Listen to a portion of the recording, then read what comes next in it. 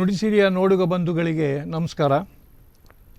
ರಾಜಧಾನಿ ಬೆಂಗಳೂರಿನಲ್ಲಿ ಸ್ವಂತ ಉದ್ಯೋಗಿಯಾಗಿ ಬೇರೆ ಬೇರೆ ರೀತಿಯ ಉದ್ಯೋಗಗಳಲ್ಲಿ ತೊಡಗಿಕೊಂಡು ಸ್ವಂತ ಅಭಿವೃದ್ಧಿಯ ಜೊತೆ ತಾವು ಸೇರಿದಂಥ ಸಂಸ್ಥೆಗಳ ಅಭಿವೃದ್ಧಿಗೆ ದುಡಿದಿರ್ತಕ್ಕಂಥ ಮಹಿಳೆಯರು 6 ಜನ: ವೀಣಾ ಪ್ರಸಾದ್, ನಾಗಮಣಿ ಕುಮಾರ್, ವೀಣಾ ಹೆಗ್ಡೆ, ಆಶಾ ಶೇಷಾದ್ರಿ, ಸತ್ಯವತಿ ಕಾನ್ನೂರು, ಕೃಪಾ ಚಕ್ರವರ್ತಿ ನಮ್ಮ ಮುಂದೆ ಇದ್ದಾರೆ.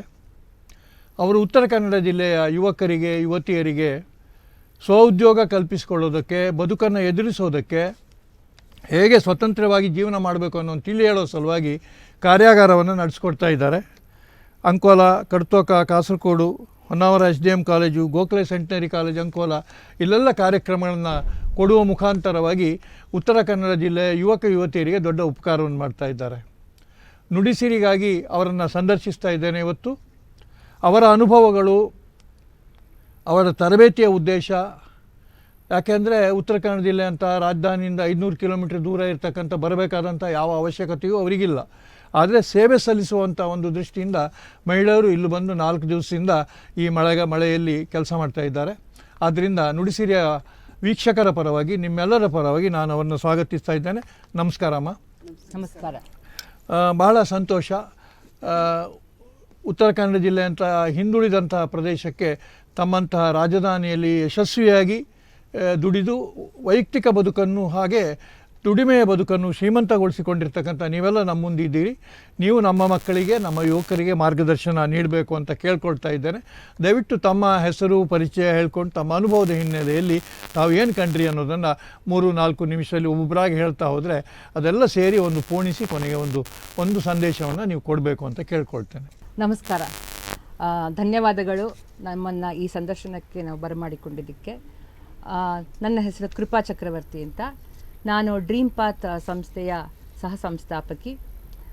ಇದು 2013ರಲ್ಲಿ ಪ್ರಾರಂಭವಾಗಿ ಇದುವರೆಗೆ 25,000ಕ್ಕೂ ಹೆಚ್ಚು ವಿದ್ಯಾರ್ಥಿನಿಯರಿಗೆ ನಾವು ವೃತ್ತಿ ಮಾರ್ಗದರ್ಶನ ನೀಡ್ತಾ ಬಂದಿದ್ದೇವೆ. ವೃತ್ತಿ ಮಾರ್ಗದರ್ಶನ ನೀಡುವಂತಹ ನಮ್ಮದು ಒಂದು ಸಮಾಜ ಸೇವೆ ಸಂಸ್ಥೆಯಾಗಿದೆ. ಇಂದು ನನ್ನೊಂದಿಗೆ ನನ್ನ ತಂಡದವರೆಲ್ಲರೂ ಕೂಡಿ ಈಗ ಕಳೆದ 3 ದಿನಗಳಲ್ಲಿ ಸುಮಾರು ನೀವು ಹೇಳಿದ ಹಾಗೆ ಹೊನ್ನಾವರ, ಅಂಕೋಲ, ಕಾಸರಗೋಡು, ಹಾಗೆ ಕಡ್ತೋಕ, ಹೀಗೆ ಮುಂತಾದ ವಿದ್ಯಾಸಂಸ್ಥೆಗಳಲ್ಲಿ ನಾವು PUC ಹಾಗೂ ಹೈಸ್ಕೂಲ್ ವಿದ್ಯಾರ್ಥಿನಿಯರಿಗೆ ವೃತ್ತಿ ಮಾರ್ಗದರ್ಶನ ನೀಡ್ತಾ ಬಂದಿದ್ದೀವಿ. ಇದು ನಮಗೆ ತುಂಬ ಸಂತೋಷಕರವಾದ ಸಂಗತಿಯಾಗಿದೆ. ಬೆಂಗಳೂರಿನಿಂದ ಇಲ್ಲಿಗೆ ಬಂದಿದ್ದರೂ ನಾವು ಇದು ಬಹು ಸಾರ್ಥಕವಾದ ದಿನಗಳಾಗಿವೆ ನಮಗೆ. ನನ್ನ ಜೊತೆಗೆ ಇವತ್ತು ವೀಣಾ ಪ್ರಸಾದ್ ಇದ್ದಾರೆ. ಒಬ್ಬರಾಗಿ ಪರಿಚಯ. ನಮಸ್ಕಾರ, ನನ್ನ ಹೆಸರು ವೀಣಾ ಪ್ರಸಾದ್ ಅಂತ. ನಾನು ಕಳೆದ 10 ವರ್ಷಗಳಿಂದ ಡ್ರೀಮ್ ಪಾತ್ ಫೌಂಡೇಶನ್ ಸಂಸ್ಥೆ ಜೊತೆಗೆ ಇದ್ದೀನಿ. ಈ ಸಂಸ್ಥೆ ಮೂಲಕ ನಾನು ಹಲವಾರು ಊರುಗಳಿಗೆ, ತುಮಕೂರು ಇರ್ಬೋದು, ತಿಪ್ಟೂರು, ಮೈಸೂರು, ಶಿವಮೊಗ್ಗ ಇಂಥ ಕಡೆ, ದಾವಣಗೆರೆಯಲ್ಲಿ ಹಳ್ಳಿಗಳಿಗೆ ಹೋಗಿ ಅಲ್ಲಿ ಗೌರ್ಮೆಂಟ್ ಸ್ಕೂಲ್ ಮಕ್ಕಳಿಗೆ ನಾವು ವೃತ್ತಿ ತರಬೇತಿ ಶಿಕ್ಷಣ ಕೊಡ್ತಾ ಬಂದಿದ್ದೀವಿ. ಇದೊಂದು ಎಕ್ಸ್ಪೀರಿಯನ್ಸು ನನಗೆ ತುಂಬ ಖುಷಿ ಕೊಟ್ಟಿದೆ. ಆ ಮಕ್ಕಳುಗಳಿಗೆ ವೃತ್ತಿಪರ ಶಿಕ್ಷಣ ಅವಶ್ಯಕತೆ ಇದೆ. ಅವರಿಗೆ 10ನೇ ಕ್ಲಾಸ್ ನಂತರ ಏನು ಮಾಡಬೇಕು ಅಂತ ಗೊತ್ತಿರಲ್ಲ. ಅಂಥ ಒಂದು ಮಾರ್ಗದರ್ಶನ ಕೊಡುವಂಥ ಒಂದು ಅವಕಾಶ ನಮಗೆ ಸಿಕ್ಕಿದೆ. ಅದು ನನಗೆ ಬಹಳ ಖುಷಿ ಕೊಟ್ಟಿದೆ. ಹಾಗೂ ನಾನು ಮತ್ತು ಸರ್ಟಿಫೈಡ್ ಲೈಫ್ ಸ್ಕಿಲ್ ಕೋಚ್ ಕೂಡ ಹೌದು. ನಮಸ್ಕಾರ, ನನ್ನ ಹೆಸರು ಸತ್ಯವತಿ ಕಣನೂರ್ ಅಂತ. ನಾನು ಆ್ಯಕ್ಚುಲಿ 30 ವರ್ಷ ಇನ್ಕಮ್ ಟ್ಯಾಕ್ಸ್ ಡಿಪಾರ್ಟ್ಮೆಂಟಲ್ಲಿ ಇನ್ಕಮ್ ಟ್ಯಾಕ್ಸ್ ಆಫೀಸರಾಗಿ ಕೆಲಸ ಮಾಡ್ತಾಯಿದ್ದೆ. ನಾನು ವಾಲಂಟ್ರಿ ರಿಟೈರ್ಮೆಂಟ್ ತೊಗೊಂಡ್ಮೇಲೆ ನಂದು post graduate diploma in child counselling ಮತ್ತು ಕೆರಿಯರ್ ಕೌನ್ಸಿಲಿಂಗ್ ಆ ಕೋರ್ಸಸ್ ಮಾಡಿಕೊಂಡು ಡ್ರೀಮ್ ಪಾತ್ನ 1.5 ವರ್ಷದ ಹಿಂದೆ ಸೇರಿಕೊಂಡೆ. ಸೊ ಈ ಅನುಭವ ತುಂಬ ಚೆನ್ನಾಗಿದೆ. ಯಾಕಂದರೆ ನಾವು ಆದಷ್ಟು ರೂರಲ್ ಏರಿಯಾ ಸ್ಕೂಲ್ಸು, ಗೌರ್ಮೆಂಟ್ ಸ್ಕೂಲ್ಸ್ಗೆ ಜಾಸ್ತಿ ಹೋಗ್ತಾ ಇರ್ತೀವಿ. ಸೊ ಆ ಮಕ್ಕಳಿಗೆ ಬೇರೆಯವ್ರಿಗಿಂತ ವೃತ್ತಿ ಶಿಕ್ಷಣದ ಬಗ್ಗೆ ಅರಿವು ಮೂಡಿಸೋ ಅವಶ್ಯಕತೆ ಜಾಸ್ತಿ ಇದೆ ಅನಿಸ್ತು. ಸೊ ಅವ್ರುಗಳೂ ತುಂಬ ಚೆನ್ನಾಗಿ ಅದನ್ನು ಉಪಯೋಗಿಸ್ಕೋತಾ ಇದ್ದಾರೆ ಅಂತ ಅನಿಸ್ತು. ಸೊ ಅದು ನಮಗೆ ತುಂಬ ಸಾರ್ಥಕತೆ ಕೊಟ್ಟಿದೆ ಸರ್. ತುಂಬ ಸಂತೋಷ ಆಯಿತು. ಇಲ್ಲಿ ಬಂದಂತೂ ತುಂಬಾ ಸಂತೋಷ ಆಯಿತು. ಬೇರೆ ಬೇರೆ ಥರ ಮಕ್ಕಳನ್ನೆಲ್ಲ ಮೀಟ್ ಮಾಡಿದ್ವಿ. ಆಮೇಲೆ ಅವರೂ ತುಂಬ ನಮ್ಮಿಂದ ತುಂಬ ಆಸಕ್ತಿಯಿಂದ ಎಲ್ಲ ತಿಳ್ಕೊಂಡ್ರು. ಸೊ ತುಂಬ ಸಂತೋಷ ಆಯಿತು ಸರ್. ನಮಸ್ಕಾರ, ನನ್ನ ಹೆಸರು ವೀಣಾ ಹೆಗ್ಡೆ ಅಂತ. ನಾನು ಡ್ರೀಮ್ ಪಾತ್ ಫೌಂಡೇಶನ್ನಿಗೆ ಈಗ 2.5 ವರ್ಷದಿಂದ ವಾಲಂಟಿಯರ್ ಮಾಡ್ತಾಯಿದ್ದೇನೆ. ನಾವು ಬೆಂಗಳೂರಿನಲ್ಲಿ ನಾನು ಮುಂಚೆ ಸ್ಕೂಲ್ ಟೀಚರ್ ಆಗಿ ಆಮೇಲೆ ನನ್ನದೇ ಆದ ಸ್ಕೂಲನ್ನು ನಡೆಸ್ತಾ ಇದ್ದೆ. ಈಗ ಡ್ರೀಮ್ ಪಾತ್ ಫೌಂಡೇಶನ್ನವ್ರದ್ದು ಎಲ್ಲ ಸ್ಕೂಲ್ಗಳಿಗೆ ಹೋಗಿ ವೃತ್ತಿ ಶಿಕ್ಷಣದ ಬಗ್ಗೆ ಅಥವಾ ಕೆರಿಯರ್ ಕೌನ್ಸೆಲಿಂಗ್ ಅಂತಾರಲ್ಲ, ಎಲ್ಲ ಥರದ ಕೆರಿಯರನ್ನು ಮಕ್ಕಳಿಗೆ ಪರಿಚಯ ಮಾಡಿಕೊಡೋದು, ಅದ್ರ ಬಗ್ಗೆ ಅವರಿಗೆ ಮಾಹಿತಿ ಕೊಡೋದು, ಡೀಟೇಲ್ಡಾಗಿ ಅವರು ಹೇಗೆ ಅದನ್ನು ಪ್ರೋಗ್ರಾಮ್ ಮಾಡಿದ್ದಾರೆ ಅದನ್ನೆಲ್ಲ ನೋಡಿ ತುಂಬ ಖುಷಿಯಾಗಿ ನಾನು ಅವ್ರ ಜೊತೆಗೆ ಈಗ 2.5 ವರ್ಷದಿಂದ ಕೆಲಸ ಮಾಡ್ತಾಯಿದ್ದೀನಿ. ಸುಮಾರು ನಾನು ಕೂಡ ಗೌರ್ಮೆಂಟ್ ಸ್ಕೂಲ್ ಅವ್ರ ಜೊತೆಗೆ ಗೌರ್ಮೆಂಟ್ ಸ್ಕೂಲ್ಸ್ ಆಗಲಿ ನಮ್ಮ ಬೆಂಗಳೂರು ಸುತ್ತಮುತ್ತ ಇರೋ ಸ್ಕೂಲ್ಸ್ನಲ್ಲೆಲ್ಲ ಹೋಗಿ ವಾಲಂಟಿಯರ್ ಮಾಡಿ, ಇದು ಮೊದಲನೇದಾಗಿ ನಾನು ಇಲ್ಲೀಗ ನಮ್ಮ ಈ ಉತ್ತರ ಕನ್ನಡ ಜಿಲ್ಲೆಯಲ್ಲಿ ಹೊನ್ನಾವರ ತಾಲೂಕಿನಲ್ಲಿ ನಾವು ಈಗ ಮಾಡಿರೋ ಸ್ಕೂಲ್ಸ್ ಸುಮಾರು ಶಾಲೆಗಳಲ್ಲಿ ಈಗ ಮಾಡಿದ್ವಿ. ಈಗ 3 ದಿವಸದಿಂದ ಅದೇ ಕಾರ್ಯಕ್ರಮ ಮಾಡ್ತಾಯಿದ್ದೀವಿ. ಅದು ತುಂಬಾ ನನಗೆ ಸಂತೋಷ ಕೊಡ್ತು. ಇಲ್ಲಿಯ ಹುಡುಗರ ಬಗ್ಗೆ ತಿಳ್ಕೊಂಡು, ಇಲ್ಲಿಯ ವಾತಾವರಣ, ಇಲ್ಲಿಯೇ ಬೆಳೆದ ಮಕ್ಕಳು ಇವರಿಗೆ ನಾವು ಆದಷ್ಟು ಅವರು ಸ್ವಂತ ಉದ್ಯೋಗ ಮಾಡಿಕೊಂಡು ಈ ಕಡೆ ಉತ್ತರ ಕನ್ನಡ ಜಿಲ್ಲೆಯಲ್ಲೇ ಇರುವಂಗೆ ಒಂದು ಸುಮಾರಷ್ಟು ನಾವು ಐಡಿಯಾಸ್ ಕೊಟ್ಟಿದ್ದೇವೆ. ಮಕ್ಕಳಿಗೆಲ್ಲ ಅದು ಖುಷಿಯಾಗಿದೆ. ಇದು ನಮಗೂ ಅದರಿಂದ ಭಾರಿ ಒಂದು ಒಳ್ಳೆಯ ಖುಷಿಯಾಗುವಂಥ ವಿಷಯ. ನಮಸ್ಕಾರ, ನನ್ನ ಹೆಸರು ಆಶಾ ಶೇಷಾದ್ರಿ ಅಂತ. ಖಾಸಗಿ ಕಚೇರಿನಲ್ಲಿ ನಾನು HR ಆಗಿ ಕೆಲಸ ಮಾಡಿದ್ದೆ 10 ವರ್ಷ. ಆಮೇಲೆ ಈಗ ನಮ್ಮದೇ ಸ್ವಂತ ಉದ್ಯೋಗ ಮಾಡ್ಕೊಂಡಿದ್ದೀವಿ, ನಾವು ಆರ್ಕಿಟೆಕ್ಟು. ಅದಲ್ಲದೆ ಈಗ ಒಂದು 5-6 ವರ್ಷದಿಂದ ಡ್ರೀಮ್ ಪಾತ್ ಜೊತೆ ನಾನು ಕೆಲಸ ಮಾಡ್ತಾ ಇರೋದು. ಸರಗೂರು, ಕನಕಪುರ ಅಲ್ಲೆಲ್ಲ ಹೋಗಿ ಮಾಡಿದ್ದೀವಿ. ಬೆಂಗಳೂರಲ್ಲೂ ಒಂದಷ್ಟು ಕಡೆ ಹೋಗಿ ಮಾಡಿದ್ದೀವಿ. ಈಗ ಹೊನ್ನಾವರಕ್ಕೆ ಈಗ 3-4 ದಿನದಿಂದ ಎಲ್ಲ ಸ್ಕೂಲ್ಗಳಿಗೂ ಹೋಗಿ ಮಾಡ್ತಾ ಇರೋದು, ವೃತ್ತಿ ಮಾರ್ಗದರ್ಶನ ಮಾಡ್ತಾ ಇರೋದು ತುಂಬ ಖುಷಿ ಕೊಟ್ಟಿದೆ. ಆ್ಯಕ್ಚುಲಿ ವೃತ್ತಿ ಮಾರ್ಗದರ್ಶನ ಈ ಮಕ್ಕಳಿಗೆ ಬೇಕು. ಈ ಮಕ್ಕಳು ಅಂತಂದರೆ ಹೊನ್ನಾವರದ ಮಕ್ಕಳು ಅಂತಲ್ಲ, ಈಗಿನ ಜನ್ರೇಷನಿಗೆ ಬೇಕು. ತುಂಬ ಅವಕಾಶಗಳಿದೆ. ಮೊದಲಿನ ಥರ ಲಿಮಿಟೆಡ್ ಆಪ್ಷನ್ಸ್ ಅಂತ ಇಲ್ಲ. BS ಸೈನ್ಸ್ ಮಾಡಿದ್ವಿ, ಕಾಮರ್ಸು ಆರ್ಟ್ಸು ಅಷ್ಟೇ ಹಾಗಿರೋದಿಲ್ಲ.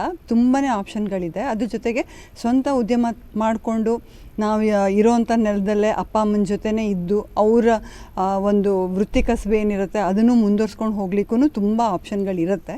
ಸೊ ಅದನ್ನೊಂದು ಪರಿಚಯ ಮಾಡಿಕೊಟ್ಟು ಮಕ್ಕಳಿಗೆಲ್ಲ ಅದರ ಎಕ್ಸ್ಪೋಜರ್ ಕೊಡೋಣ ಅನ್ನೋ ಒಂದು ಸಣ್ಣ ಪ್ರಯತ್ನ ನಮ್ಮದು. ಅದರಿಂದ ಆ ಮಕ್ಕಳಿಗೆ ಉಪಯೋಗ ಆಯಿತು ಅಂತಂದರೆ ಅಷ್ಟು ಸಾಕು ನಮಗೆ, ಅದು ನಮ್ಮ ಸಾರ್ಥಕತೆ ಅನಿಸುತ್ತೆ. ನಮಸ್ಕಾರ, ನಾನು ನಾಗಮಣಿ ಅಂತ ಹೇಳಿ. ನಾನು ಮೂಲತಃ ಇಲೆಕ್ಟ್ರಾನಿಕ್ಸ್ ಆ್ಯಂಡ್ ಕಮ್ಯುನಿಕೇಷನ್ಸ್ ಇಂಜಿನಿಯರ್. ಕೆಲ ವರ್ಷ ಟೆಲಿಕಾಮ್ ಇಂಡಸ್ಟ್ರಿಯಲ್ಲಿ ಕೆಲಸ ಮಾಡಿ ಮತ್ತು ಟೀಚಿಂಗಲ್ಲಿ ಕೂಡ ಕೆಲಸ ಮಾಡಿ ಪಾಲಿಟೆಕ್ನಿಕ್ಕಲ್ಲಿ.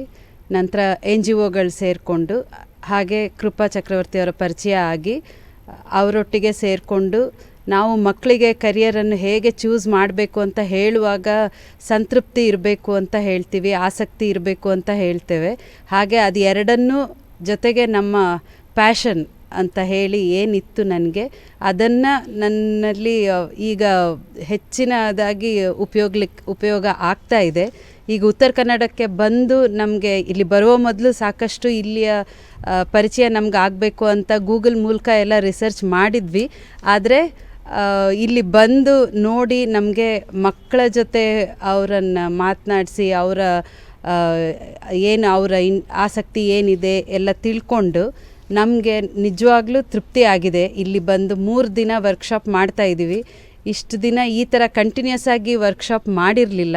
ದಾವಣಗೆರೆ ಎಲ್ಲ ಹೋಗಿದ್ವಿ, ಅಲ್ಲಿ 2 ದಿನ ಮಾಡಿದ್ವಿ. ಈಗ ಇದು ಫಸ್ಟ್ ಟೈಮ್ ನಾವು ಇಷ್ಟು ಜನ ಬಂದು 3 ದಿನದ ವರ್ಕ್ಶಾಪ್ ಮಾಡಿ ನಮಗೆ ತುಂಬಾ ಸಂತೃಪ್ತಿ ಸಿಕ್ಕಿದೆ ಈ ವರ್ಕ್ಶಾಪ್ಗಳಿಂದ. ತುಂಬ ಸಂತೋಷ ಮೇಡಮ್. ನೀವು ನಿಮ್ಮ ಸ್ವಂತ ಅನುಭವವನ್ನು ಬಳಸ್ಕೊಂಡು ಈ ಒಂದು ಸೇವೆ ಮಾಡ್ತಾ ಇರೋದಕ್ಕೆ ಸ್ವಾಗತ. ತಮ್ಮಂಥವ್ರು ಹೇಳಿದರೆ ಮಾತ್ರ ಬದಲಾವಣೆ ಮಾಡೋದು ಸಾಧ್ಯ ಆಗ್ತದೆ. ಅತ್ಯಂತ ಹಿಂದುಳಿದ ಜಿಲ್ಲೆ ಉತ್ತರ ಕನ್ನಡ.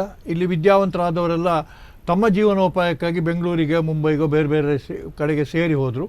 ಇಲ್ಲಿ ಸ್ವಂತವಾಗಿ ಬದುಕ್ತಕ್ಕಂಥ, ಉದ್ಯೋಗ ಅವಕಾಶ ಮಾಡ್ತಕ್ಕಂಥ ಒಂದು ಅವಕಾಶವನ್ನು, ಆ ಪ್ರೇರಣೆ ನೀಡ್ತಕ್ಕಂಥವ್ರು ತುಂಬ ಕಡಿಮೆ. ಇಲ್ಲಿಯವರೇ ಹೋಗಿ ಬೇರೆ ಕಡೆಗೆ, ಬೇರೆ ಜಿಲ್ಲೆಗಳಲ್ಲಿ, ಬೇರೆ ರಾಜಧಾನಿಯಲ್ಲಿ ಕೆಲಸ ಮಾಡಿದ್ದಾರೆ. ಇಲ್ಲಿಯ ಪರಿಸರವನ್ನು ಉಪಯೋಗಿಸ್ಕೊಂಡು ಇದೇ ಪರಿಸರದಲ್ಲಿ ಹೇಗೆ ಬದುಕಬಹುದು, ಬದುಕು ಮುಖ್ಯ, ಬದುಕನ್ನು ಕಟ್ಟಿಕೊಳ್ಬೋದು ಅನ್ನೋದು ಹೇಳೋದು ಭಾಳ ದೊಡ್ಡ ಸಂಗತಿ ಆಗ್ತದೆ. ಡಿಗ್ರಿ ಪಡೆದ್ರೆ ಪದವಿ ಪಡ್ಕೊಂಡು ನೌಕರಿ ಮಾಡೋದು ಅದನ್ನು ಯಾರೂ ಕೂಡ ಹೇಳ್ಬೋದಾದದ್ದು. ಆದರೆ ಅಲ್ಲೊಬ್ಬ ಇಲ್ಲೊಬ್ಬ ನಮ್ಮ ಜಿಲ್ಲೆಯಲ್ಲಿ ಕೂಡ ಅಂಥ ಸಾಹಸ ಮಾಡಿದವರಿದ್ದಾರೆ. ಬಹುಶಃ ನಿಮ್ಮ ಈ ವಯಸ್ಸಿನಲ್ಲಿ ನಿಮ್ಮ ಸಾಂಸಾರಿಕ ಸಮಸ್ಯೆಗಳಿರ್ತವೆ, ವೈಯಕ್ತಿಕ, ಇದೆಲ್ಲವನ್ನು ಮೀರಿ ಕೂಡ ಈ ದೇಶದ ಪ್ರಧಾನಮಂತ್ರಿ ಇಂಥದ್ದನ್ನು ಬಯಸಿದ್ದಾರೆ. ಅಂತಾರಾಷ್ಟ್ರೀಯ ವರ್ಲ್ಡ್ ಬ್ಯಾಂಕ್ ಫೈನಾನ್ಸ್ ಮಾಡ್ತಕ್ಕಂಥ ದೇಶಕ್ಕೆ ವರ್ಲ್ಡ್ ಬ್ಯಾಂಕಿನ ಅಭಿಪ್ರಾಯದಲ್ಲಿ ಇಲ್ಲಿ ಹೆಚ್ಚು ಉದ್ಯೋಗ ಸೃಷ್ಟಿ ಆಗದಿದ್ದರೆ ದೇಶ ಪ್ರಗತಿ ಹೊಂದೋ ಸಾಧ್ಯ ಇಲ್ಲ ಅನ್ನುವಂಥ ಒಂದು ಅಭಿಪ್ರಾಯ ಬಂದಿರೋದ್ರಿಂದ ದೇಶದ ಪ್ರಧಾನಿಗಳು ಅಂಥದಕ್ಕೆ ಒತ್ತು ಕೊಡ್ತಾ ಇದ್ದಾರೆ. ಭಾರತ ಸರ್ಕಾರ ಅದಕ್ಕೆ ಒತ್ತು ಕೊಡ್ತಾ ಇದೆ. ಇಂತಹ ಪರಿಸ್ಥಿತಿಯಲ್ಲಿ ಹೇಗೆ ಅಂತ ಒಂದು ದಾರಿ ತೋರಿಸ್ತಕ್ಕಂಥವರು ಬೇಕಾಗಿದ್ದಾರೆ. ಅದರ ಒಂದು ಅಗತ್ಯವನ್ನು ಪೂರೈಸೋದಕ್ಕೆ ನೀವು ಬಂದಿದ್ದೀರಿ. ತುಂಬ ಕಷ್ಟದಲ್ಲಿರ್ತಕ್ಕಂಥ ಸಮಯದಲ್ಲಿ, ದಿಕ್ಕು ತೋಚದೇ ಇರ್ತಕ್ಕಂಥ ಸಮಯದಲ್ಲಿ ಒಂದು ಒಳ್ಳೆಯ ಮಾತು ಕೂಡ ಮನುಷ್ಯನ ಬದಲಾವಣೆ ಮಾಡೋ ಸಾಧ್ಯ ಆಗ್ತದೆ. ಅದರಲ್ಲಿ ವಿಶೇಷವಾಗಿ ನೀವು ತಾಯಂದಿರು ಹೇಳುವಂಥ ಮಾತು ಹೆಚ್ಚು ಪರಿಣಾಮಕಾರಿ ಆಗ್ತದೆ ಅಂತ ಅಂದ್ಕೊಂಡಿದ್ದೇನೆ. ಯಾವ್ಯಾವ ವಿಷಯದಲ್ಲಿ ನೀವು ಮಾತಾಡಿದ್ದೀರಿ ಅನ್ನೋದನ್ನು ಕೃಪಾ ಮೇಡಮ್ ಅವರೇ ಹೇಳಿ.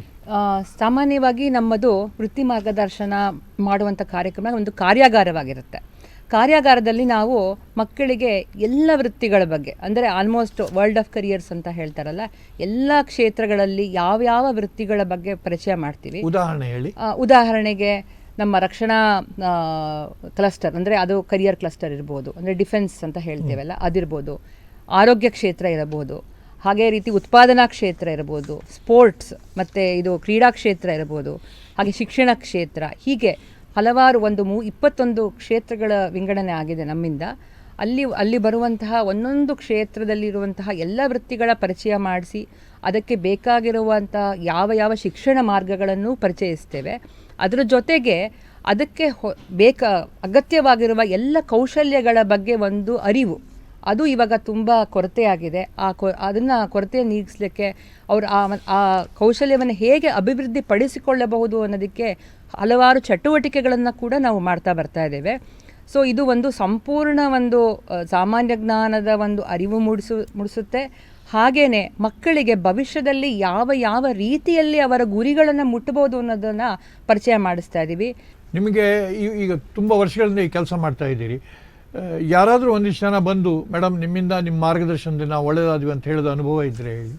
ಹಾಗೆ ನಿಮ್ಮಿಂದ ನಾವು ಇನ್ಸ್ಪೈರ್ ಆಗಿದ್ದೇವೆ, ನಿಮ್ಮಿಂದ ನಾವು ಒಳ್ಳೆಯ ಸಬ್ಜೆಕ್ಟನ್ನು ಆಯ್ದುಕೊಳ್ಳೋದಕ್ಕಾಯಿತು, ನಾವು ಲೈಫಿಗೆ ಒಳ್ಳೆ ಲೀಡ್ ಕೊಟ್ಟಾಗೆ ಆಯಿತು, ನಮ್ಮ ಕನಸನ್ನು ನನಸು ಮಾಡಿಕೊಳ್ಳೋದಕ್ಕೆ ನೀವು ಅಡಿಗಲ್ಲು ಹಾಕ್ಕೊಟ್ಟಿದ್ದೀರಿ ಅಂತ ಹೇಳಿದ ಅಂಥ ಸಂತೋಷ ಇದ್ದರೆ ಹಂಚಿಕೊಳ್ಳಿ ನೋಡೋಣ. ಖಂಡಿತವಾಗ್ಲೂ ಸರ್, ನಮಗೆ ಈ ಥರ ಒಂದು ಸಾಕಷ್ಟು ನಿದರ್ಶನಗಳಿವೆ. ಇದರಿಂದನೇ ನಮ್ಮ ಸಂಸ್ಥೆಯು ಇನ್ನೂ ಹೆಚ್ಚಾಗಿ ಬೆಳೆದು, ಅಂದರೆ ನಮ್ಮ ತಂಡದವರು ಕೂಡ ಈಗ ತುಂಬ ಮುತುವರ್ಜಿಯಿಂದ ಈಗ ಇಷ್ಟು ದೂರ ಪ್ರಯಾಣ ಮಾಡಿ ಕಾರ್ಯಕ್ರಮ ಮಾಡಿರೋದಕ್ಕೆ ಇದು ಸಾಕ್ಷಿಯಾಗಿದೆ. ನನ್ನ ಜೊತೆಗೆ ಇರುವ ವೀಣಾ ಪ್ರಸಾದ್ ಅವ್ರನ್ನ ನಾನು ಒಂದೆರಡು ಉದಾಹರಣೆಗಳನ್ನು ನೀಡ್ತಾರೆ ಅಂತ ಕೇಳ್ಕೊತೀನಿ.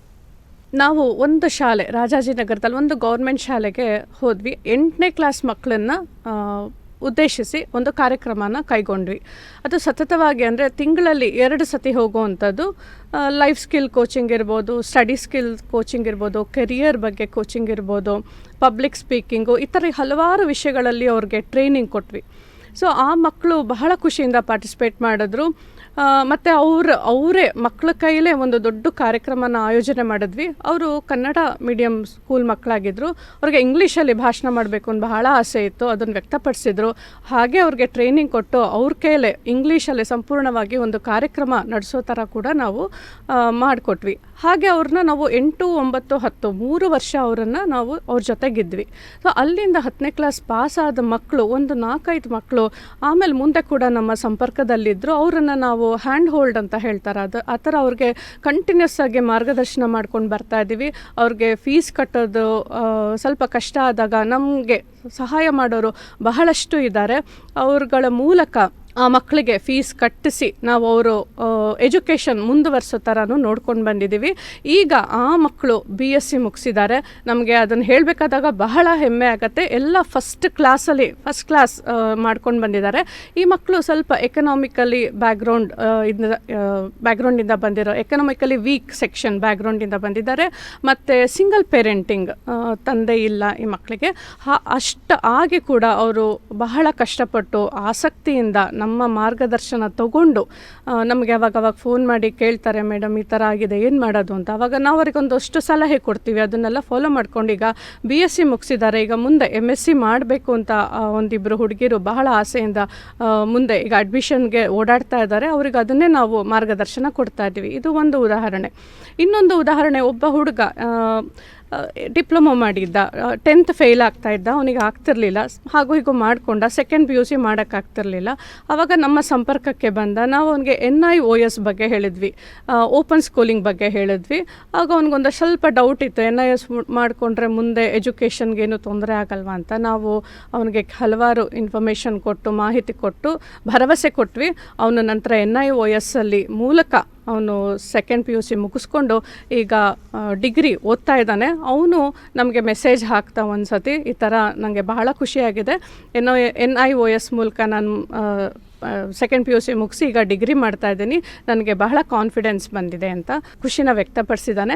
ನಮಗೆ ಇವಾಗ ನಾವು ಹೇಳ್ದಂಗೆ ನಮ್ಮದು 10-11 ವರ್ಷದಿಂದ ನಾವು ಶುರು ಮಾಡಿದ್ದು ಡ್ರೀಮ್ ಪಾತ್ ಸಂಸ್ಥೆ. ಮೊದಲು ನಮಗೆ ಗೊತ್ತಾಗ್ತಿರಲಿಲ್ಲ. ಇವಾಗ 5-6 ವರ್ಷ ನಾವು ಮಾಡಿರೋ ಮಕ್ಕಳುಗಳು ವೃತ್ತಿಪರ ಶಿಕ್ಷಣ ತರಬೇತಿ ಏನು ತೊಗೊಂಡಿದ್ದಾರೆ ನಮ್ಮಿಂದ, ಅವರೆಲ್ಲ ಇವಾಗ ನಮಗೆ ವಾಪಸ್ ಮೇಲ್ ಕಳಿಸ್ತಾ ಇದ್ದಾರೆ, ಫೋನ್ ಮಾಡಿ ಹೇಳ್ತಾ ಇದ್ದಾರೆ, ನಮಗೆ ಅವತ್ತು ನೀವು ಕೊಟ್ಟು ಮಾರ್ಗದರ್ಶನ ತುಂಬ ಸಹಾಯ ಆಗಿದೆ, ನಮ್ಮ ಭವಿಷ್ಯವನ್ನು ರೂಪಿಸ್ಕೊಳ್ಳೋಕ್ಕೆ ನಮಗೆ ಸಹಾಯ ಆಗಿದೆ ಅಂತ ಅವರು ತಮ್ಮ ಸಂತೋಷವನ್ನು ವ್ಯಕ್ತಪಡಿಸಿದ್ದಾರೆ. ನಮಗೆ ಅದನ್ನು ಹೇಳಬೇಕಾದಾಗ ತುಂಬ ಖುಷಿ ಮತ್ತು ಹೆಮ್ಮೆ ಕೂಡ ಆಗುತ್ತೆ. ಭಾಳ ಸಂತೋಷ. ಇಂಥ ಅನುಭವಗಳು ಯಾವತ್ತೂ ನಿಮಗೆ ನೀವು ತಿರುಗಿ ನಿರೀಕ್ಷಿಸೋದೇ ಅಂಥ ಸಂತೋಷನ. ಮಕ್ಕಳು ಒಳ್ಳೆಯದಾಗೋದನ್ನು ನೋಡೋದು ನಿಮ್ಮ ಉದ್ದೇಶ, ಆ ಉದ್ದೇಶಕ್ಕಾಗಿ ಮಾಡ್ತಾ ಇದ್ದೀರಿ. ಇದು ಅಭಿನಂದನೀಯ ಕಾರ್ಯ. ಏನು ಈಗ ಇಂಥದ್ದನ್ನು ರಾಜ್ಯದಲ್ಲಿ ಬೇರೆ ಕಡೆಗೆ ಯಾರ್ಯಾದರೂ ಮಾಡಬೇಕು ಅಂತ ಅನಿಸಿದರೆ ತಾವು ಯಾರನ್ನು ಸಂಪರ್ಕ ಮಾಡಬೇಕು? ಅದಕ್ಕೆ ನೀವು ಏನು ನಿರೀಕ್ಷೆ ಮಾಡ್ತೀರಿ? ಹಾದಿ ಹೋಗಿ ಬರುವ ವೆಚ್ಚ ಅಥವಾ ವಸತಿ ಇತ್ಯಾದಿ ಸಂಘಟಕರು ನಿವೇದಿಸ್ಕೊಳ್ಬೇಕು, ಅಥವಾ ನೀವು ಪ್ರತಿಫಲ ಇಲ್ಲದೆ ಯಾವ ಫೀಸು ತಗೊಳ್ಳದೆ ಈ ಸೇವೆ ಕೊಡ್ತಿರೋ ಅನ್ನೋದನ್ನು ನಾಡಿನ ಜನತೆಗಾಗಿ ಹೇಳಿ. ನಮ್ಮದು ಒಂದು ಅಪರೂಪವಾದ ಸಂಸ್ಥೆ, ಸ್ವಯಂ ಸೇವಾ ಸಂಸ್ಥೆ ಆದರೂ ಇಲ್ಲಿ ನಮ್ಮ ತಂಡದವರೆಲ್ಲರೂ ಕೂಡ ಸ್ವಯಂ ಸೇವಕರು. ಹೀಗಾಗಿ ಏನಾಗಿದೆ, ನಮ್ಮದು ಸಮಾಜ ಸೇವೆ ಸಂಸ್ಥೆಯಾಗಿದ್ದರೂ ಬಹಳ ಕನಿಷ್ಠ ಮೊತ್ತದಲ್ಲಿ ನಡೆಸ್ತಾ ಬಂದಿದ್ದೀವಿ ನಾವು ಇನ್ನಿತರ ಸೇವಾ ಸಂಸ್ಥೆಗಳ ಜೊತೆ ಬೆರೆತು ಹಲವಾರು ಕಾರ್ಯಕ್ರಮಗಳನ್ನು ಮಾಡ್ತಾ ಬರ್ತಾ ಇದ್ದೀವಿ. ಉದಾಹರಣೆಗೆ ಸ್ವಾಮಿ ವಿವೇಕಾನಂದ ಯೂತ್ ಮೂವ್ಮೆಂಟ್ ಇದೆ, ಈಗ ಕೆನರಾ ವೆಲ್ಫೇರ್ ಟ್ರಸ್ಟ್, ಹಾಗೆ SDM, ಹೀಗೆ ಹಲವಾರು ನಾವು ಅವ್ರ ಜೊತೆಗೆ ಸೇರಿ ಮಾಡ್ತಾ ಬರ್ತಾ ಇದ್ದೇವೆ. ನಾವು ಈಗ ನಮ್ಮ ತಂಡದವರು ಏನು ಇಚ್ಛಿಸೋದು ಅಂದರೆ ಬರೀ ಕೇವಲ ಒಂದು ಪ್ರಯಾಣ ಮತ್ತು ಇರಲಿಕ್ಕೆ ಆಗೋಂಥ ಖರ್ಚಿನ ಅದನ್ನು ಒಂದು ಯಾರಾದರೂ ಭರಿಸಿದರೆ ನಾವು ಎಲ್ಲರೂ ಸ್ವಯಂ ಸೇವಕರಾಗಿ ಕೆಲಸ ಮಾಡ್ತಾ ಇರೋದು. ತುಂಬ ಸಂತೋಷ ಮೇಡಮ್. ತಾವು ಕರ್ನಾಟಕದ ಎಲ್ಲೇ ಕೂಡ ಈ ನಿಮ್ಮ ಸೇವೆಯನ್ನು ನಿಮ್ಮ ಬಿಡುವಿನಲ್ಲಿ ಕೊಡೋದಕ್ಕೆ ಸಿದ್ಧ ಇದ್ದೀರನ್ನೋ ಸಂತೋಷ ಸಂಗತಿ. ಸರಿಯಾದ ದಿಕ್ಕು ಬಹುಶಃ ನಿಮ್ಮಂಥವರಿಗೋ ನಿಮ್ಮ ಹೆತ್ತವರೋ ತಂದೆ ತಾಯಿಗಳೋ ಸರಿಯಾದ ಒಂದು ದಿಕ್ಕನ್ನು ತೋರಿಸಿರ್ತಾರೆ. ನಾಡಿನ ಬಹಳಷ್ಟು ಮಕ್ಕಳಿಗೆ ಏನು ಮಾಡಬೇಕು, ಎಲ್ಲಿ ಹೋಗಬೇಕು ಅಂತ ಗೊತ್ತಿರೋದಿಲ್ಲ. ತಂದೆ ತಾಯಿಗಳಿಗೆ ಒಂದು IT-BT ಹೆಸರು ಕೇಳಿರ್ತಾರೆ, ಡಾಕ್ಟರ್ ಆಗು ಮಗನೇ, ಇಂಜಿನಿಯರ್. ಇದ್ರ ಹೊರತಾಗಿ ಸಾವಿರಾರು ಸಾಧ್ಯತೆಗಳಿವೆ ಮಾಡೋದಕ್ಕೆ, ಜೀವನದಲ್ಲಿ ಹೋಗೋದಕ್ಕೆ ಫೀಲ್ಡ್ಗಳಿದೆ. ಅದೆಲ್ಲದಲ್ಲೂ ಕೂಡ ಯಶಸ್ವಿ ಆಗ್ಬೋದು ಅನ್ನೋದನ್ನು ಹೇಳೋರು ಭಾಳ ಮುಖ್ಯವಾಗಿತ್ತು. ನೀವು ಹಾಗೆ ಹೇಳ್ತಾ ಇದ್ದೀರಿ ಅಂತ ಅಂದ್ಕೊಂಡಿದ್ದೇನೆ.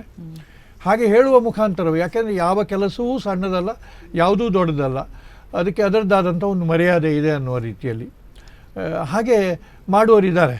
ನಮ್ಮಲ್ಲಿ ಒಬ್ಬರು ಎಂಜಿನಿಯರಿಂಗ್ ಮುಗಿಸಿದವರು, ಮನೆಯಲ್ಲಿ ಬೇಕಾದಷ್ಟು ಅನುಕೂಲ ಇದೆ, ಶ್ರೀಮಂತರಾಗಿದ್ದಾರೆ, ಸ್ವಂತ ಅಂಗಡಿ ಇದೆ, ವ್ಯಾಪಾರ ಇದೆ. ಆ ಎಂಜಿನಿಯರಿಂಗ್ ಮುಗಿಸಿರ್ತಕ್ಕಂಥ ಹುಡುಗ ಊರಿನಲ್ಲಿ ಬಂದು ಏನು ಮಾಡೋದು ಅನ್ನೋ ಪ್ರಶ್ನೆ ಬಂದಾಗ ಅವನಿಗೆ ಯಾರೋ ಹೇಳಿದ್ರಂತೆ, ಮುನ್ಸಿಪಲ್ ವೇಸ್ಟ್ಗಳನ್ನೆಲ್ಲ ಪ್ರೊಸೆಸ್ ಮಾಡೋ ಒಂದು ಉದ್ಯೋಗ ಮಾಡುವಂಥ. ಅವನು ಧೈರ್ಯವಾಗಿ ಅದನ್ನು ಮಾಡ್ದ. ಒಂದು 50-100 ಜನ ಕೆಲಸ ಕೊಟ್ಟಿದ್ದಾನೆ. ಪ್ಲಾಸ್ಟಿಕ್ ಚೂರುಗಳು ಎಲ್ಲ ಮುನ್ಸಿಪಾಲ್ಟಿ ವೇಸ್ಟೇ ತೊಗೊಂಡೋಗೋದು ಒಂದು ಕಡೆಗಿರೋದನ್ನು, ಪ್ಲಾಸ್ಟಿಕ್ಗಳನ್ನು ವಿಂಗಡಣೆ ಮಾಡಿ ಅದನ್ನು ಕಟ್ ಮಾಡಿ ಬೇರೆ ಬೇರೆ ಪೀಸ್ ಮಾಡಿ ಅದನ್ನು ಮಾರಾಟ ಮಾಡೋದಕ್ಕೂ ಸೇಲ್ ಮಾಡೋದಕ್ಕೆ ಚೆನ್ನಾಗಿ ನಡೀತಾ ಇದೆ. ಒಂದು 20-30 ಹೆಣ್ಮಕ್ಳಿಗೆ ಕೆಲಸ ಕೊಟ್ಟಿದ್ದಾನೆ. ಮೊದಲನೇದಕ್ಕೆ ಚೆನ್ನಾಗಿಲ್ಲ, ಯಾರು ಮುಟ್ತಾರೆ ಅಂದ್ಕೊಂಡು ಇದ್ದಾಗ ಅವನೇ ಸ್ವತಃ ನಿಂತು ಅದನ್ನು ಮಾಡಿದ. ಅಂಥ ಹುಡುಗರು ಕೂಡ ಇದ್ದಾರೆ. ಅಂಥ ಉದಾಹರಣೆಗಳನ್ನು ನಾನು ಯಾವಾಗಲಾದರೂ ಹೇಳ್ತಾ ಇರ್ತಾರೆ. ಆದರೆ ಬೆಂಗಳೂರಿನಿಂದ ಬಂದವರು ನಿಮ್ಮಂಥವ್ರು ಹೇಳಿದರೆ ಹೆಚ್ಚು ಪರಿಣಾಮಕಾರಿ ಆಗ್ತದೆ. ನೀವು ಅಲ್ಲಿ ನೋಡಿರ್ತೀರಿ, ಹೊರಗಿನ ನೋಟಕ್ಕೆ ಬೆಂಗಳೂರು ಭಾಳ ಸುಂದರ, ಸ್ವಂತ ಉದ್ಯೋಗ ಭಾಳ ಸುಂದರ, ಅದು ಅಷ್ಟು ಸುಲಭ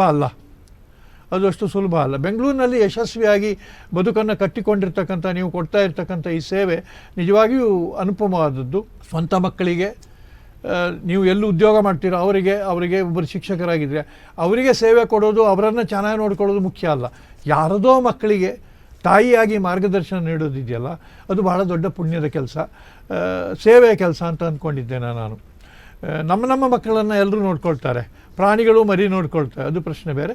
ಇನ್ಯಾರದೋ ಮಕ್ಕಳನ್ನು, ಅನಾಥ ಮಕ್ಕಳು ಅಂತ ಅಂದ್ಕೊಳ್ಳಿ, ದಿಕ್ಕಿಲ್ಲದ ಮಕ್ಕಳು, ಕಾಣದ ಮಕ್ಕಳನ್ನು ದಿಕ್ಕು ತೋರಿಸ್ತಕ್ಕಂಥ ಕೆಲಸ ಇದೆಯಲ್ಲ, ಆ ದೃಷ್ಟಿಯಿಂದ ನಿಮ್ಮ ಸಂಸ್ಥೆ ಚೆನ್ನಾಗಿ ಕೆಲಸ ಮಾಡ್ತಾ ಇದೆ ಅಂತ ನಾನು ಅಭಿನಂದಿಸೋದಕ್ಕೆ ಬಯಸ್ತೇನೆ ಇಷ್ಟು ದೂರ. ಮತ್ತು ಏನು ಹೇಳಬೇಕು ಅಂತ ಅನಿಸ್ತದೆ, ಮಕ್ಕಳು ಹೇಗಿರಬೇಕು ಅಂತ. ನೀವೊಂದು ಈಗ ಎದುರಿಗೆ ಒಂದಿಷ್ಟು ಜನ ಮಕ್ಕಳು ಕೂತಿದ್ದಾರೆ ಅಂತ ಅಂದ್ಕೊಳ್ಳಿ, ನೀವು ಯಾರ್ಯಾರು ಯಾವ ವಿಷಯದಲ್ಲಿ ಮಾತಾಡಿದ್ರು ಅದನ್ನೆಲ್ಲ ಚುಟುಕಾಗಿ ಹೇಳಿ, ಮುನ್ನೆ ಹೀಗಿರಿ ಅಂತ. ಈಗ SLC ಹೊರಗಿನ ಮಕ್ಕಳು, SLC ನಂತರ ಮಕ್ಕಳು ಹೇಗೆ ಏನೆಲ್ಲ ಮಾಡ್ಬೋದು ಅನ್ನೋದನ್ನು ನೀವೊಂದು ಕ್ಲಾಸ್ ತಗೊಳ್ಳಿ, ಒಂದು 10-15 ನಿಮಿಷದಲ್ಲಿ ಹೇಳಿ ನೋಡೋಣ. ನೀವು ಹೇಳಿದ ಹಾಗೆ ಚೆನ್ನಾಗಿದ್ದಾರೆ, ಎದುರಿಗಿದ್ದಾರೆ, ಜನರನ್ನು ಉದ್ದೇಶಿಸಿ ಹೇಳಿ. ಅಲ್ಲ, ಅದೇ ಯಾವ ಕೆಲಸನೂ ಹೆಚ್ಚು, ಯಾವ ಕೆಲಸನೂ ಕಮ್ಮಿ ಅಲ್ಲ ಅನ್ನೋದನ್ನು ಫಸ್ಟ್ ಮಕ್ಕಳಿಗೆ ನಾವು ತಿಳಿಸಿಕೊಡೋದು. ಮತ್ತು ಜೀವನ ಕೌಶಲ್ಯ ಅಂತ ಹೇಳಿಬಿಟ್ಟು ಜೀವನ ಕೌಶಲ್ಯದಲ್ಲಿ ಅವರ ಬಗ್ಗೆ ಅವರ ಅರಿವು ಮೂಡಿಸ್ಕೊಳ್ಳೋದು. ಮತ್ತು ಮಕ್ಕಳಿದ್ದಾರೆ ಅಂತ ಅಂದ್ಕೊಳ್ಳಿ, ಹೇಳಿ ನೀವು. ಓಕೆ. ಸೊ ನನಗೆ ತುಂಬ ಇಷ್ಟದ ಪಾರ್ಟ್ ನಾನು ಹೇಳ್ತೇನೆ. ಓಕೆ, ನನಗೆ ತುಂಬ ಇಷ್ಟ ಇರೋದು ಗೋಲ್ ಸೆಟ್ಟಿಂಗ್ ಮಾಡೋದು. ಸೊ ಗೋಲ್ ಸೆಟ್ಟಿಂಗ್ ಅಂತಂದರೆ ಮಕ್ಕಳಿಗೆ ಅದು ಒಂದು ಜೀವನ ಕೌಶಲ್ಯನೇ.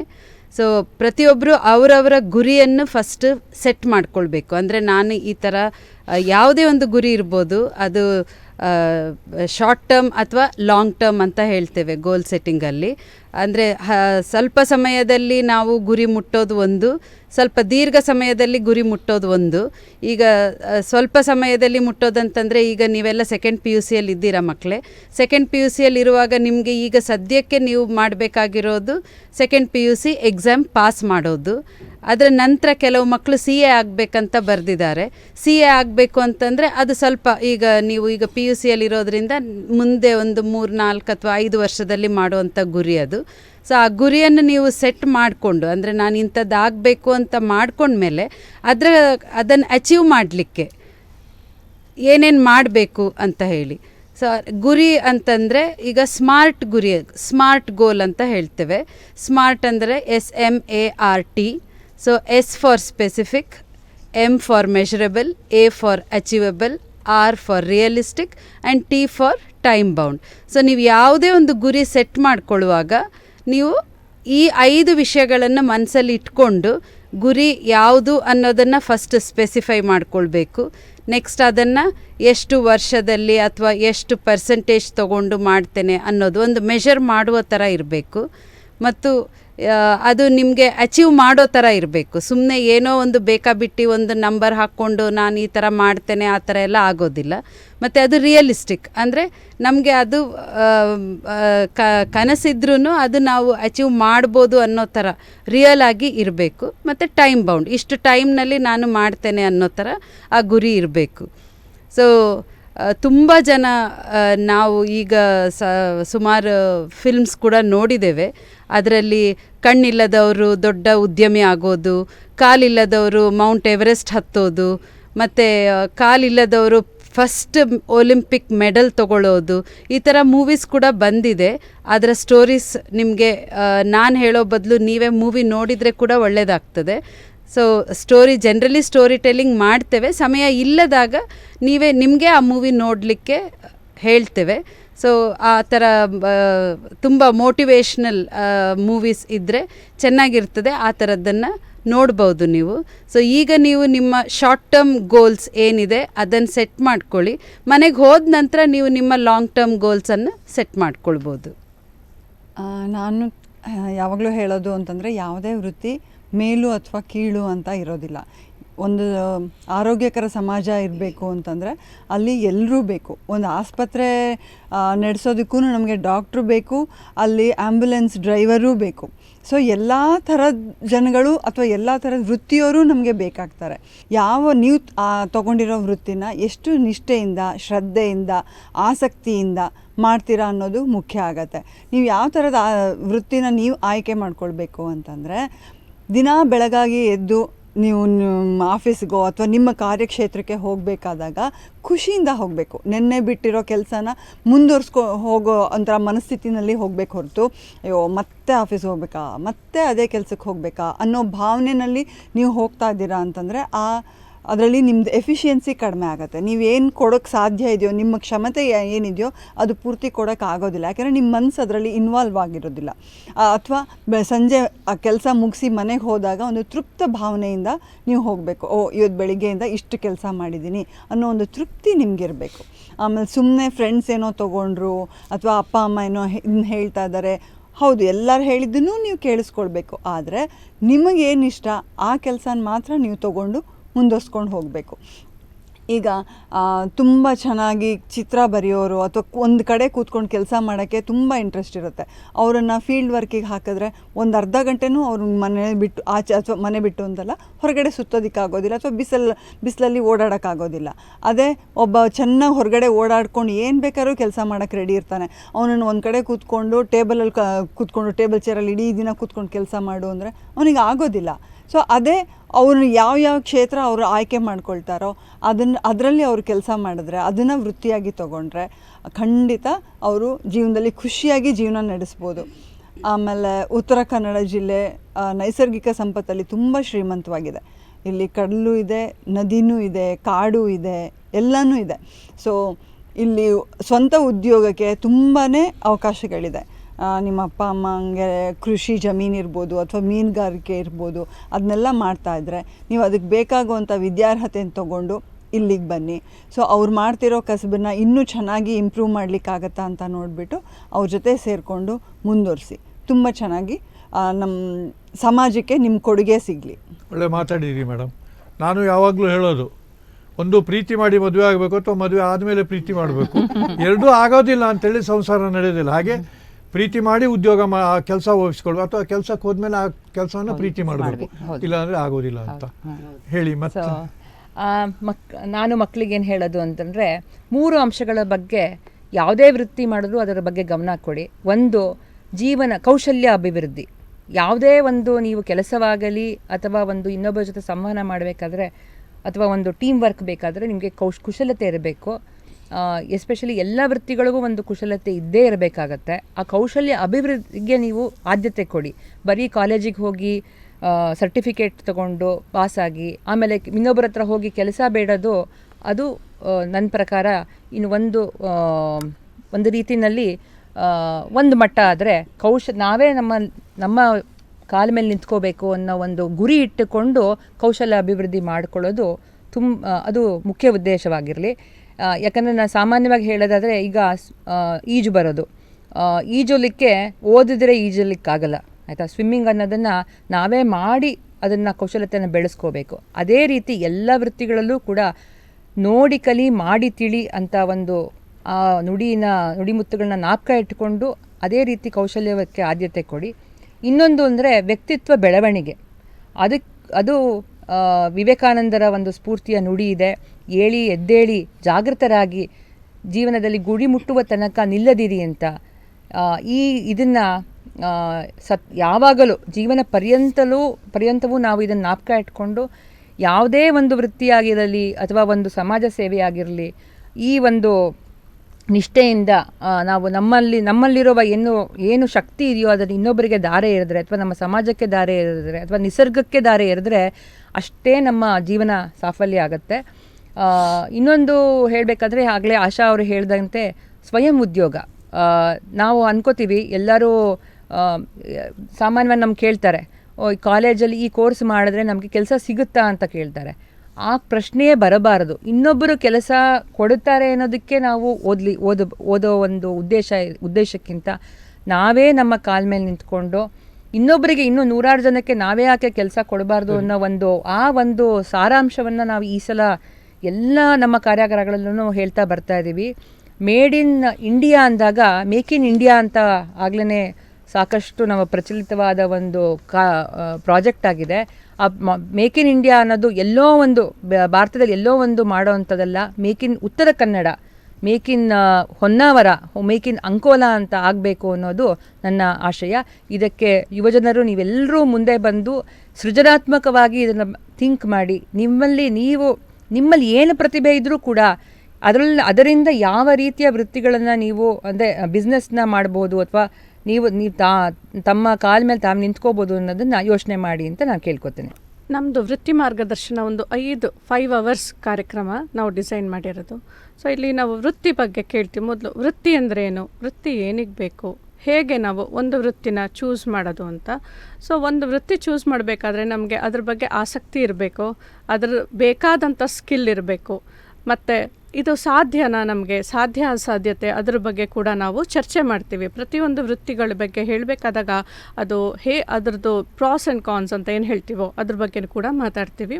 ಹಾಗೆ ಮತ್ತು ಈ ಮಕ್ಕಳಿಗೆ ಅರಿವು ಮೂಡಿಸ್ಬೇಕು. ಅಂದರೆ ನಾನು ಯಾವುದರಲ್ಲಿ ಪರಿಣಿತಿ ಹೊಂದಿದ್ದೇನೆ, ನನಗೆ ಏನು ಇಷ್ಟ, ನನಗೆ ಯಾವುದು ಇಷ್ಟ ಆಗಲ್ಲ, ಏನು ಇಷ್ಟ ಅಂತ ತಿಳ್ಕೊಳ್ಳೋದು ಎಷ್ಟು ಮುಖ್ಯನೋ, ನನಗೇನು ಇಷ್ಟ ಇಲ್ಲ ಅಂತ ತಿಳ್ಕೊಳ್ಳೋದು ಕೂಡ ಮುಖ್ಯ.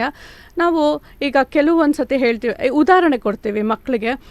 ಮಕ್ಕಳು ಕಂಡ್ರೆ ಕೋಪ ಮಾಡ್ಕೊಳ್ಳೋರು ಟೀಚರ್ ಆದರೆ ಹೇಗಿರುತ್ತೆ ಅಂತ.